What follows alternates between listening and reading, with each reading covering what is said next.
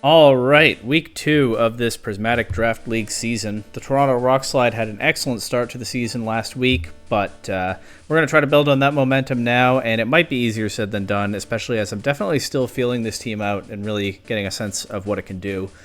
No matter what happens, I think we'll get some good information this week.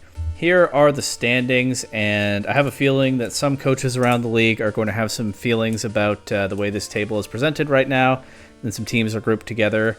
Quick reminder, I don't know what tiebreaker the league uses, if any, after game differential. So teams are sorted by win-loss record, then by game differential.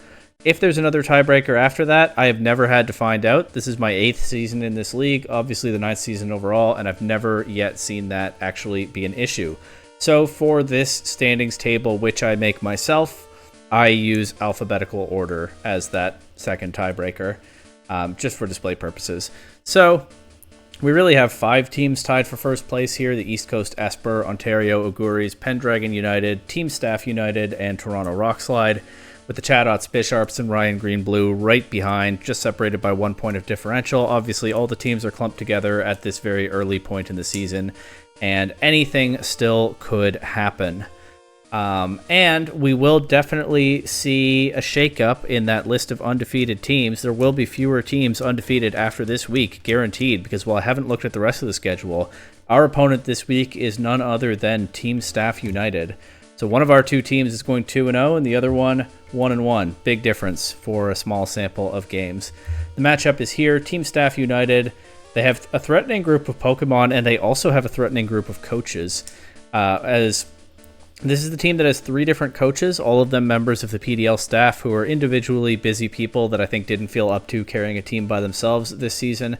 But that means they've put their minds together on a pretty scary draft for sure. And I do know, as I'm recording this, because we are scheduling already, that my specific opponent will be PDL staff member Ninja Meerkat, who has featured on this channel before. Last time we played, he knocked me out of the Season 7 quarterfinals and went on to win the championship. So this will be a showdown between the 2 most recent PDL champions. Obviously, Ninja Meerkat won Season 7, I won Season 8, and now we're meeting early in Season 9, and I'm looking to avenge that quarterfinal loss and make a statement about which recent champion has the brighter future ahead. Ninja Meerkat will be bringing some combination of Dragapult, Regigigas, Weezing, Male Meowstic, Buzzwole, Wishy-Washy, Thwacky, Nihilego, Sylveon, Butterfree, and Trapinch. Like I said, a very scary team. The thing that attracts my attention the most right off the bat, and I feel like I've kind of tipped my hand on that in the way that I've talked about this team so far, is the Regigigas. Sword and Shield is by far Regigigas' best pair of games in competitive play because they introduced Neutralizing Gas, which of course this Weezing here can have, but they also introduced Dynamax. Regigigas is a very good Dynamax user because it has high stats pretty much across the board in terms of the stats it actually uses. I don't know a special attack, but it's bulky, it hits extremely hard, and it's reasonably fast. It makes very good use of that HP boost and that power boost from Dynamaxing. Again, with Weezing next to it, it doesn't have to worry about slow start. And with Stab Max Strike, it hits extremely hard and also has built-in speed control because Max Strike lowers the opponent's speed stats. Weezing is also generally very disruptive with that Neutralizing Gas. My team is not the most dependent on abilities. I mean, a lot of my Pokemon actually don't make all that much use of their abilities. Zygarde's ability is completely useless. Blastoise is mostly not doing a whole lot with it. But on the other hand, I do lose things like Regieleki Transistor, Volcarona Flame Body, Purloin Prankster, while Weezing is on the field, so it is somewhat disruptive. But then this team has a lot of other threats as well. They have Dragapult, which is the fastest Pokemon in the game. I think Regieleki actually might be the only one that's faster. Maybe Pheromosa is faster than Dragapult, but it's one of the very fastest. It can go physical, special, or mixed. It's a decent Dynamax target. It learns Fly, so it gets Max Airstream to speed up its teammates. And also, just some of those Dragon and Ghost stabs have significant drawbacks on those attacks that are not engaged when it's throwing off max moves. So if they don't want to Dynamax Regigigas, Dragapult is a very threatening Dynamax user as well. And it brings a level of speed control to their team. Meowstic can do a lot of different supports for this team. I could see it setting Psychic Terrain for Dragapult so that I can't overwhelm Dragapult with priority, which actually is pretty scary. Maybe they're more likely to bring that against someone else. But it is a possibility I've thought about in the builder. Manual Psychic Terrain could be a threat for sure. It also can set up screens. It can it gives them a fast fake out. So a lot of different support techs for the powerful immediate attackers like Dragapult or Regigigas, or for something like a setup mode with Buzzwole or even Quiverdance Butterfree if they want to do that. And I haven't even talked about the big special attackers yet. Dragapult can go special, but they also have Nihilego, which is capable of snowballing with Beast Boost and hits very hard to begin with. And of course, we saw the Sylveon go crazy with that spread Hyper Voice with the Fairy typing thanks to Pixelate last week. I didn't really understand Wishy-Washy until I was digging deeper into this matchup. This team does, in theory, have a kind of Trick Room mode. I'm pretty sure Meowstic learns Trick Room. I think Nihilego does as well. Certainly in Gen 7 it does. And they do have a couple of slow offensive Pokemon in Wishy-Washy and Trapinch that hit very hard. Yes, Trapinch hits... Trapinch is base 100 attack. I wouldn't say very hard, but it hits pretty hard and it gets Arena Trap. That said, I'll be honest, I'm not really respecting the Trick Room mode in this matchup this week because I think the Trick Room setters are not that powerful, and I think that I have the tools to overwhelm them, so I am bringing fast offensive threats, and they might be able to surprise me if I do see Wishy-Washy. On the other side, I might have to adjust my game plan on the fly because I have just basically called that they're probably not bringing a Trick Room game plan and not respected it. Butterfree is able to support the team with things like Tailwind and Rage Powder. I think it gets Tailwind. Certainly gets Max Airstream and G-Max Befuddle, which is kind of the original Dire Claw. That's a pretty simple way to explain what it does. Thwackey gives them terrain recovery on their bulky attackers like Buzzwole, Sylveon, and Regigigas. It gives them some priority. It gives them another fake-out user they can pivot around. It gives them a threat into water types like my Blastoise, and actually electric types like my Regieleki as well, because that Grassy Glide hits pretty hard in this game, and Thwackey, of course, resists Regieleki's attacks. The one thing that's a little bit tricky for this team synergy-wise is that actually a lot of their Pokemon make more use of their abilities than I do mine. Obviously, Weezing is beneficial next to Regigigas, but Dragapult likes to have clear body, Meowstic relies quite a bit on Prankster, Sylveon relies a lot on Pixelate, so that does affect the combinations of Pokemon that they can throw at me some amount, and if they decide not to go with a Regigigas game plan, I wouldn't be shocked to not see the Weezing at all as well. That said, Weezing is just such a disruptive Pokemon that it's affected me a lot in the builder, whether they actually bring it or not, so it's definitely very powerful in this format. With all that said, let's go to the team that I've built this time, and I know I've said this many times and it's never been true, most recently just last week, but I actually do think this will be a reasonably quick one, because my team is not exactly thrown together, but I have kind of just brought a mishmash of my strongest Pokemon. This team is meant to play that way to an extent. I have Blastoise with fast attackers that are meant to take advantage of the G-Max Cannonade residual damage. I have complementary coverage from Pokemon like Regieleki, Zygarde, and Weavile. This is meant to be a team that to some extent can just throw some offensive threats together and figure out the right combinations and positions to make the most of them. And we're going to get our first proper road test of that approach in this matchup. Also, just like Weezing and Nihilego are so disruptive into my support Pokemon that it was hard for me to commit to bringing them, right? Being poison types that threaten Alchemy, and with Weezing specifically turning off Purloin's Prankster. Purloin might have been worth it anyway this week, but it's so useless in neutralizing gas that it was really hard to commit to bringing it. Even now, I'm still thinking maybe Thunderwave Purloin. But anyway, we're going to jump into what I have right now, and it does start with the Gigantamax Blastoise. Last week I brought it but didn't bring it. This week I'm more serious about actually bringing it. It is actually central to the game plan. It's running max special attack, looking to do as much G-Max Cannonade damage as possible with Hydro Cannon as the underlying move.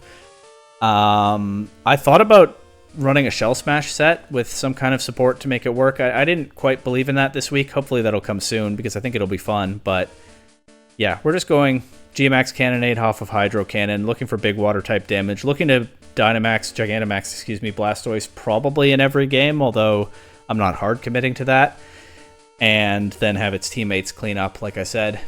Citrus Berry, just for a little bit more staying power. Blastoise is bulky. I have a lot of investment in HP. It has reasonably high defensive stats. Given that I want to Gigantamax it, it'll be hard for the opponent to take down. I was thinking about Mystic Water. I may yet run some calcs and change my mind, but I wouldn't bet that I will. I also have some other damage mitigation seeded into the team, although I am mostly just going hyper-offensive here this week. The Speed EVs creep uninvested Buzzwole. Buzzwole has 1 point more base speed than Blastoise, and I think not a ton of incentive to run Speed EVs, so I thought I just might as well be faster since it's so easy. Again, if they have any Speed EVs on Buzzwole, it will be faster than Blastoise, but I'm just guessing they probably won't. Muddy Water gives me a water type attack that I can click outside of Dynamax. And it's a good spread move, hitting both targets, obviously, with potential to lower their accuracy. I do think Hydro Cannon is also valuable to have outside of Dynamax, just because it's a single target attack, and Regigigas gets Wide Guard. So I have to account for that, but Muddy Water is probably the one I'd rather pick, with Hydro Cannon being the stronger base for Gmax Cannonade when I am Dynamaxed. Ice Beam gives me coverage into Thwackey and Dragapult. Yeah, those are the main things with that. Ice Beam gives me coverage into Thwackey and Dragapult. Also, setting up Hail might be situationally useful to break a Focus Sash or something, but for the most part I probably want to be clicking Hydro Cannon when I'm maxed. And I did just have Protect penciled in by default into the last slot, but my opponent has a few setup attackers that can be threatening. They could run Throat Spray Sylveon. I don't think it gets Calm Mind in this game. I think the Evolutions mostly gain that in Legends Arceus. I could be mistaken. They could have Throat Spray Sylveon, they could have Bulk Up Buzzwole, they could have Nihilego snowballing with Beast Boost, or even Quiver Dance Butterfree, like I said. So I thought it could be valuable to have Haze somewhere on the team, and given that I want to Gigantamax Blastoise in most, possibly all games this set, I get Max Guard at least anyway, off of Haze, even though I don't have regular Protect. Up next, I mean, I've kind of telegraphed the first 4 Pokemon already. Regieleki is here. The speed investment is a little bit more than I originally had in mind, but this outspeeds +1 Nihilego, so that's another way to check for that Beast Boost snowballing. They did run Special Attack Beast Boost last time, but I can't be sure that they'll do that again this time. Regieleki's insane speed stat just keeps amazing me in the builder. It didn't actually need any investment at all to outspeed max speed Dragapult. Even though Dragapult is one of the fastest Pokemon in the game as well. That said, I don't have a way for it to outspeed +1 Dragapult. So if they run Dragon Dance or Max Airstream on Dragapult, that is going to be a problem, especially since Clear Body shuts down any Electro Web drops. That said, at least I have the Nihilego covered for an unboosted Dragapult. Speed boosting Dragapult is just going to be a problem. I kind of hope I don't see it. I'm running Electro Web and Thunderbolt for attacks. I thought about Hyper Beam just for coverage into Thwackey, but I decided the utility moves were a little bit more valuable here. Actually, I thought about a few different moves on Regieleki. Mainly, I want Regieleki to be able to lower speed on things like Regigigas if it's not clicking Wide Guard. And again, that possible boosted Nihilego. Unfortunately, Electro Web will not work on Dragapult, but it will work on some of their other fast threats.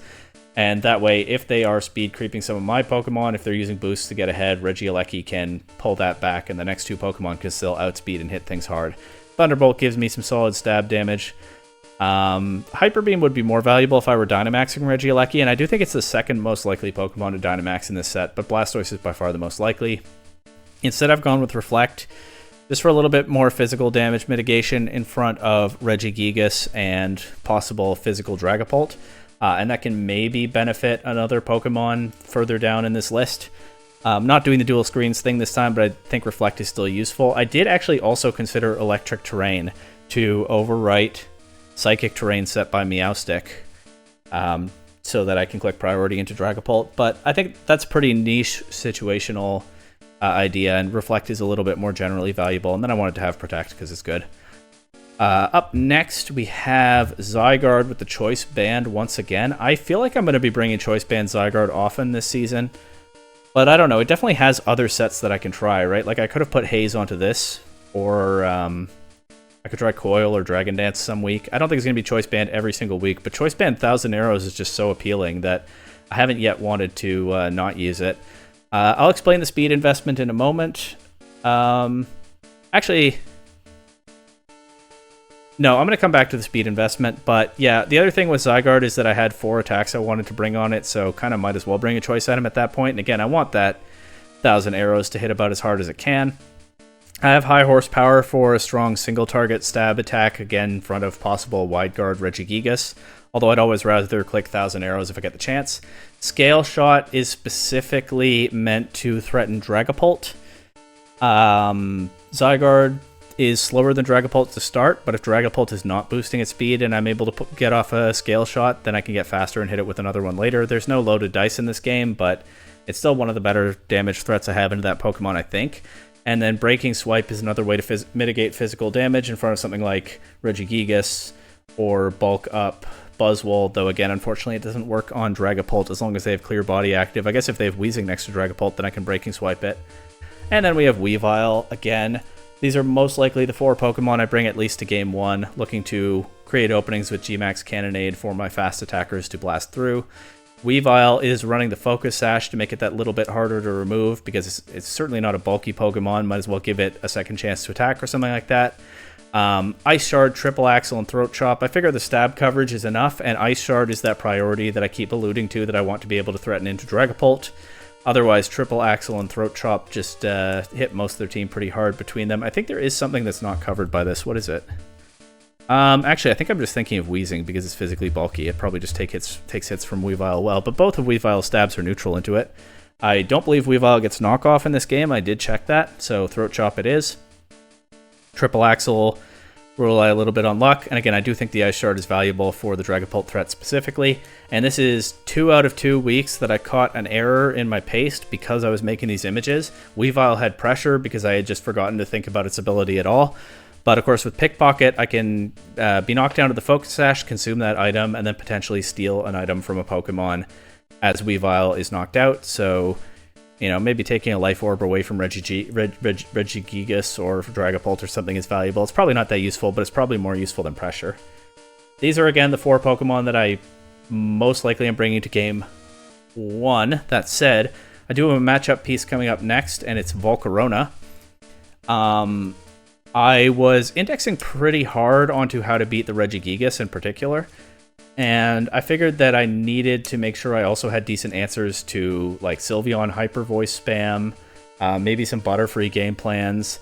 There was something else. The Thwackey is a bit of a threat to the Pokemon I brought so far, right? So I needed a solid check to a few of the opponent's threats that were not the Regigigas and Dragapult stuff, and the Sylveon in particular. So Quiver Dance Volcarona is here once again. If it looks like my opponent is leaning hard into a Sylveon game plan or even a Butterfree game plan or something, I have that option to resist the Hyper Voice, set up a Quiver Dance, mitigate their special damage. I have leftovers for a little bit of recovery here. Flame Body also can threaten the Regigigas outside of Dynamax. And this time I am running the Fire and Psychic coverage that I believe has perfect neutral coverage into my opponent's team. It looks like it does, but also I like Psychic here because it threatens Wheezing, it threatens Nihilego, which is itself a massive threat to Volcarona, and it gives me a neutral hit into Dragapult, which Giga Drain doesn't.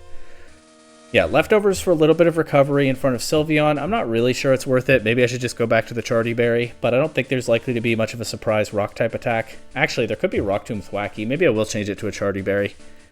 I'll definitely think about that. As for the EVs, it's just bulky stuff, but with a modest nature because that guarantees a 2-hit KO with Psychic into max special bulk Wheezing. So that's why the nature is like that. And the last Pokemon is actually the one I'm least sure about this week. I think there's a good chance it doesn't come to a game. It is Mienshao.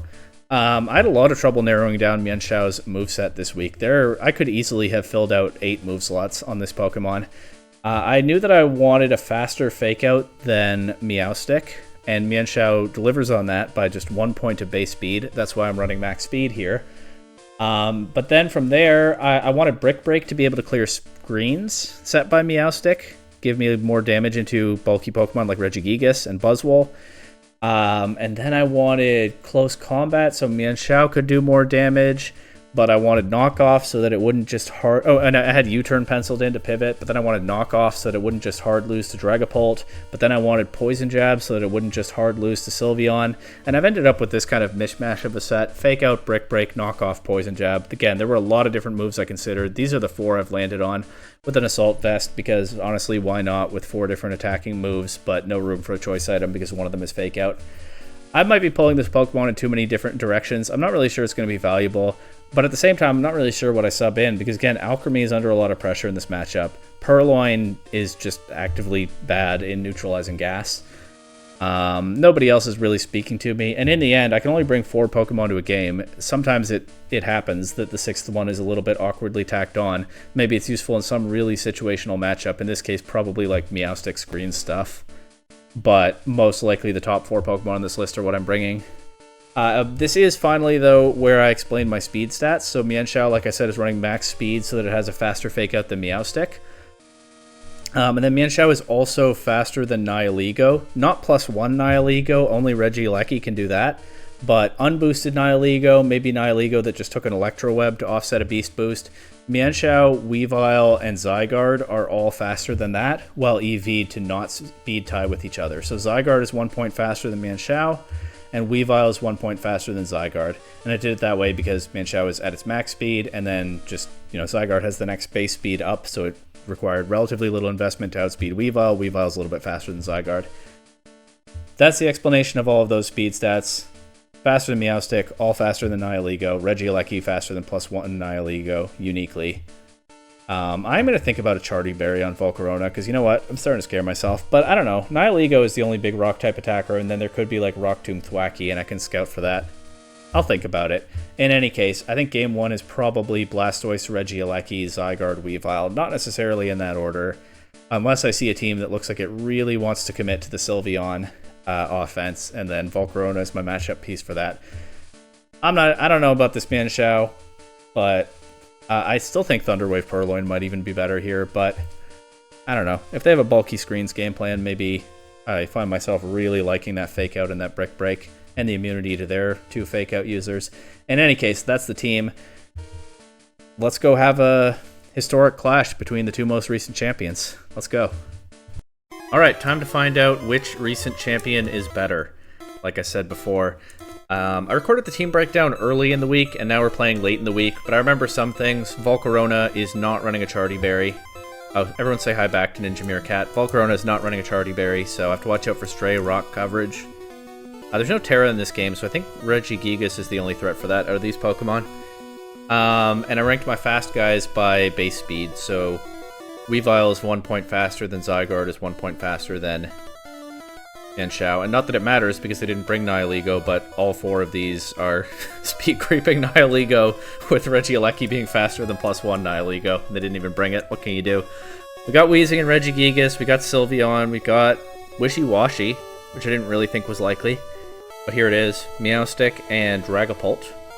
Dragapult's a giant threat, because I can't even Electro Web. I mean, I can Electro Web it, but it won't drop speed. Probably just stick to the basic idea, right? Game 1, probably like Blastoise, Regieleki, Weavile, Zygarde. Do I want to change the order of that at all? I think I'm probably good with that order. Wishy-Washy is immune to G-Max Cannonade residual damage, so that's something that it brings to the table here, but of course it is vulnerable to Thunderbolt. Let's just do those 4, and I can adjust for Game 2 after that. Whatever happens, it's Meowstic leading with Dragapult, okay? So I could see an early Dynamax here. I might do one myself. I could see one from them. It could be screens.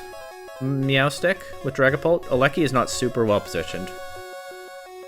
Although it could... I think I want to get G-Max Cannonade right away, so I think I will just Dynamax turn 1 and Cannonade into Meowstic. And then, I don't know if it's physical Dragapult or not. I don't know if Reflect is necessarily worthwhile, but I don't know that Electro Web or Thunderbolt really is either, so I think I'm just going to protect Aleki this turn. Look at that Dynamax, or Gigantamax Blastoise sprite. Light Screen, Draco Meteor into Aleki, okay. Meowstic took that Cannonade pretty well after the Light Screen. I can collect Max Hailstorm into Dragapult now, though. It could be... Oh, it could be Weakness Policy Dragapult. Oh, it definitely could. But getting a lot of damage into it is still good for Ice Shard Weavile in the back. And I think I'm down here to Thunderbolt Meowstic, so they can't... Oh, they can do that. Oh, and it's Scarf Dragapult? So I was thinking Thunderbolt Meowstic so they can't set Psychic Terrain to deny the Ice Shard priority. I will go Weavile here. I still don't know whether they have Psychic Terrain. But I think I can just Ice Shard Dragapult, Cannonade Meowstic, and if they have it, we'll see what happens. Well, if they have it, the Ice Shard won't work, but I'll know that for later games. If they switch Dragapult out here, it's not ideal that I'm showing Ice Shard, but they probably could have guessed it anyway. Okay, we'll get the KO on Dragapult. They Fake Tears again into Blastoise. My Gigantamax will wear off now anyway. So Blastoise is a little bit expendable. I don't really feel like I made the most of the Cannonade damage, but, I mean, I didn't make the worst of it either. They only have light screen up for a screen. The Sylveon is a pretty significant threat, though. The Wishy-Washy is a pretty significant threat, though, too. They just said time to get schooled in the chat. I think you'll see that when it scrolls up some more. I can Muddy Water, but I actually think I might rather just click Hydro Cannon. Is Sylveon going to be faster than Blastoise? Don't know. Depends on their spread. Okay. I think I'd rather just get as much damage as I can into Sylveon. And, like, Throat Chop the Wishy... Oh, I can Throat Chop the Sylveon and deny Hyper Voice if they go for that. That might be a throw, because I think I need damage on Wishy-Washy too. I'm actually going to click Muddy Water and Throat Chop into Sylveon. They Dynamax the Wishy-Washy. Right, they still can Dynamax. Whoops. Okay, Muddy Water misses Sylveon, but we do deny a Hyper Voice. They get Max Quake into Blastoise. I only have physical attackers left. It's just a question of whether I can break this Wishy-Washy. I don't have Outrage. Is it just Choice Band 1,000 Arrows and hope for the best? I could Breaking Swipe. I still need to KO the Sylveon, but I could Breaking Swipe and Triple Axle into Sylveon, but I think that's too slow. I think I do 1,000 Arrows here. And Triple Axle Sylveon. We got the crit on the first kick. We only land 2, but 1,000 Arrows gets the KO. But it really doesn't do that much to Wishy-Washy, and obviously I don't have Protect on Zygarde. Okay, but what I do have is Focus Sash on Weavile, so I'm thinking... Zygarde's gone, obviously. They had the Hailstorm.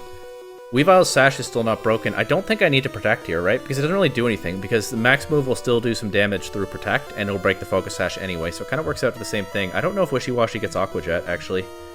That's the one thing. There's a command on Showdown to check what Pokemon learn, isn't there? I'm just going to wing it.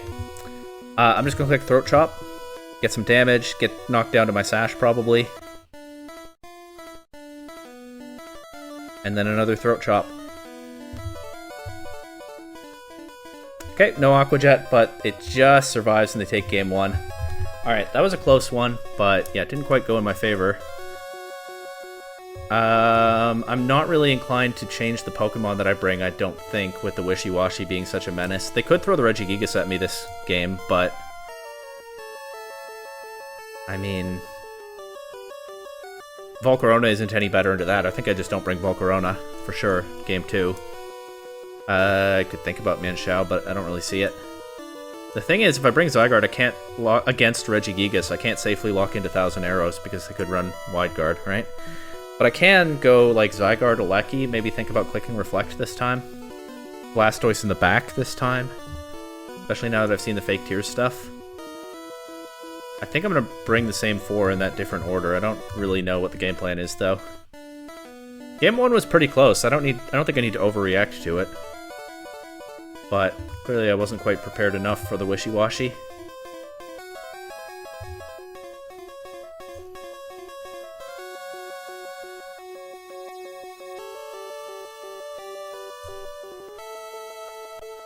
I guess as long as I still have the cancel button, I can keep thinking about it. But yeah, Zygarde, I like Zygarde for... I mean, I also do like Volcarona for threatening Weezing, because I have Psychic, and I calced it to be a guaranteed 2-hit KO. Well, no more cancel button. Okay, it is Regigigas and Weezing. I think Weezing probably protects this turn, right? I could lock into his Breaking Swipe here.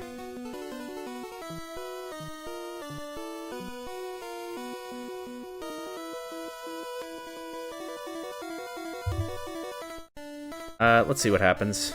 And I'll Reflect. I think Weezing probably protects, unless they just pivot their Pokemon out here. I think one of those two things happens. But if they actually go for the Dynamax Regigigas turn 1, then we get them with physical damage mitigation. I don't think Ninja Meerkat is going to make it that easy, but I'm down to try.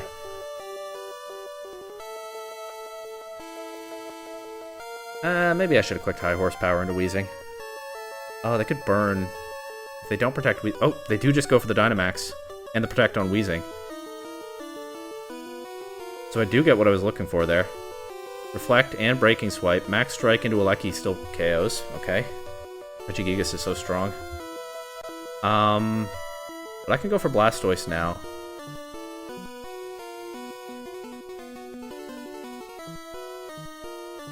Or I can go Weavile and pivot Zygarde out. And keep open the option of clicking 1,000 arrows or even scale shot later.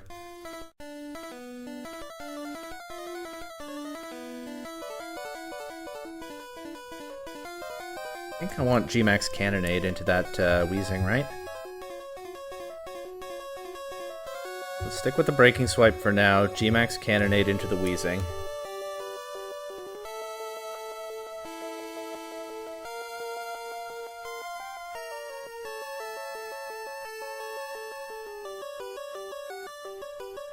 The Max Strike Blastoise, it does a quarter. Of course they're getting the— oh no! Uh-oh. I didn't think about that. Oh, it doesn't KO. Thank the Lord. Oh. My team's life flashed before my eyes there. I think I can switch Zygarde out here. And Cannonade Regigigas. I can let Wheezing drop to the Cannonade damage at this point unless it switches out. That was so scary. Now I know it has Destiny Bond. I'm at least not going to be surprised by that again. Could still get me, though.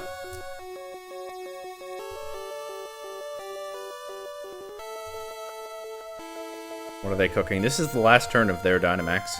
I have one more after this, so 2 more total.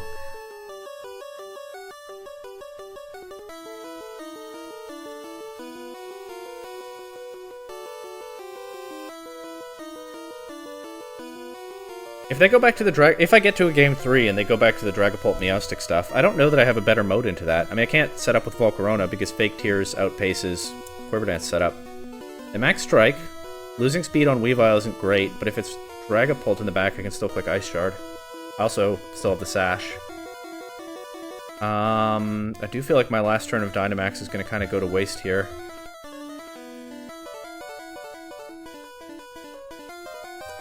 But what can you do?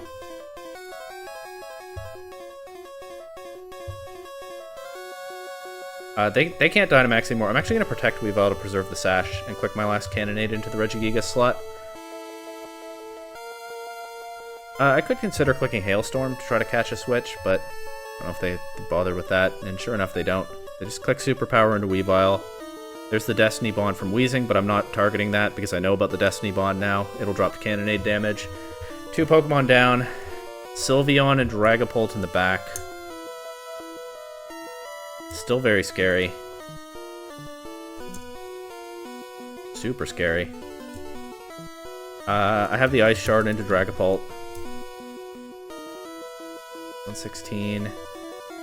What do I know about this Sylveon speed?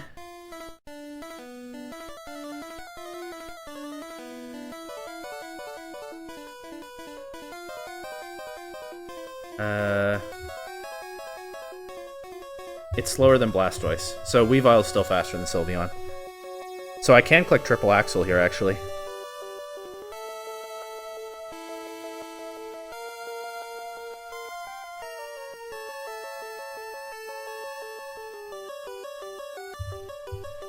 Let's try to get rid of this Dragapult. I think it's Scarfed, so I don't think it has Protect.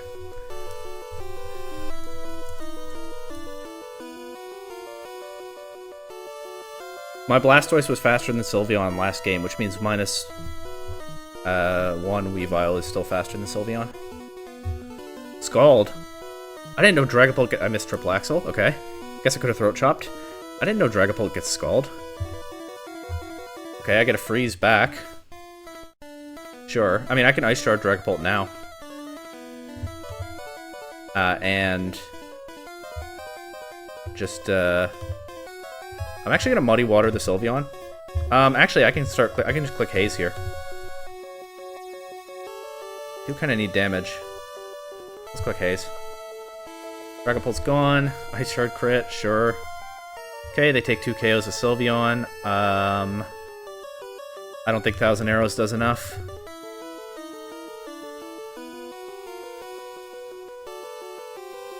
Well, I tried. Oh, okay. Crit would have won. GG's Ninja Meerkat. Got close both games, but it wasn't quite enough. A 2-0 loss to Team Staff United, and that will drop us exactly to 500. Completely offsetting the 2-0 win last week. We're now 1-1 with a differential of 0, so up and down start, much like last season. Hopefully we find the right buttons to push to turn things around. I don't remember who the opponent is next week. I'll start looking at that matchup probably in the next hour or so. But always a pleasure to play Team Staff United. Still couldn't get the better of Ninja Meerkat this time. Still couldn't avenge that Season 7 quarterfinal. But, of course, a long season is still to go, so definitely keep coming back to see how the rest of this plays out.